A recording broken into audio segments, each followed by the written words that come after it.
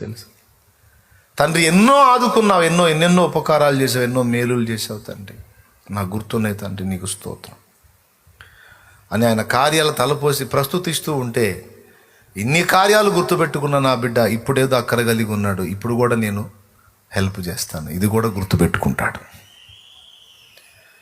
దేవునికి మహిమ. ప్రస్తుతించి ఆయనను సంధించాలి. ఆయన మేలులన్నీ జ్ఞాపకంలో ఉన్నాయనడానికి గుర్తుగా మనం ఆ విషయాలు ఆయనకి అందించాలి.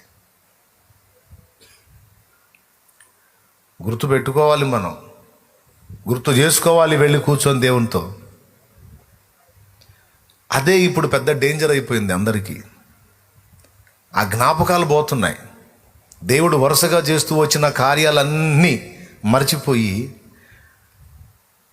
ఎక్కడో మొదలుపెట్టి ఎక్కడో ముగిసిపోతుంది చరిత్ర. అది వెరీ డేంజర్ అండి.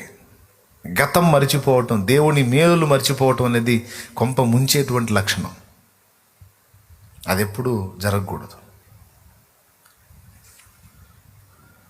కొన్నిసార్లు దేవుడే మన జ్ఞాపకాల్లో తెస్తాడు. కొన్ని మన కళ్ళ ముందుకు తీసుకొచ్చి, ఒకప్పుడు నువ్వు ఈ స్థితిలో ఉన్నావు గుర్తు చేసుకో, ఒకప్పుడు నువ్వు ఇలా ఉన్నావు గుర్తు చేసుకో, ఒకప్పుడు నువ్వు ఇలా ఉన్నావు, ఒకప్పుడు ఇలా ఉన్నావు గుర్తు చేసుకో, ఇప్పుడు నేను ఇలా చేశాను నిన్ను. నువ్వు ఆ స్థితిలో ఉన్నప్పుడు ఎలా ఉన్నావు, ఇప్పుడు కూడా అలానే ఉండాలి. నువ్వు తేడా పడుతున్నావు, నువ్వు మార్పు చెందావు, నువ్వు వేరే రకంగా వస్తున్నావు, నువ్వు సరిదిద్దుకోనైనా సరి చేసుకోనైనా అని దేవుడు మౌనంగా నీతో మాట్లాడుతూ ఉంటాడు. ఆయన కొన్ని సన్నివేశాలు నీ ముందుకు రప్పించి, కనీసం అప్పుడన్నా మన కళ్ళు వెలగాలి. జ్ఞాపకం ఎప్పుడు మిస్ కాకూడదు. ఏకాంత ప్రార్థనలో గతమును గుర్తు చేసుకొనుట, ఏ స్థితి నుండి దేవుడు నిన్ను బయటికి తెచ్చాడో అది గుర్తు చేసుకొని ప్రభువుని ప్రస్తుతించుట అనేది ఒక గొప్ప ముఖ్యాంశమై ఉంది.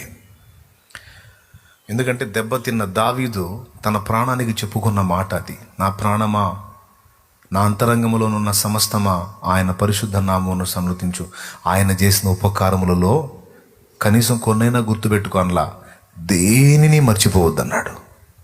ఎంత సీరియస్ అయితే అంత చెప్పుకున్నాడు. ఆయన చేసిన ఉపకారాల్లో దేనిని మర్చిపోవద్దన్నాడు. ఎంతమంది గుర్తున్నాయి దేవుని ఉపకారాలు? ఎక్కడ గుర్తున్నాయి? ఆ గుర్తు పోయినందుననే మనం విచ్చలవిడిగా ప్రవర్తిస్తున్నాం, వెర్రిమొర్రి వేషాలన్నీ వేస్తున్నాం. ఆ గ్రహింపు మనకు ఉన్నంత వరకు అడుగులు జారవు. దేవుని అందలి ప్రేమ, భయము, భక్తి మొత్తం నిలిచుంటాయి. ఏది గుర్తున్నప్పుడు? మన గత స్థితి.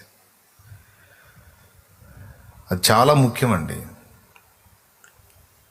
దీని మీద ఒక ఎగ్జాంపుల్ చాలా క్రితం చెప్పా.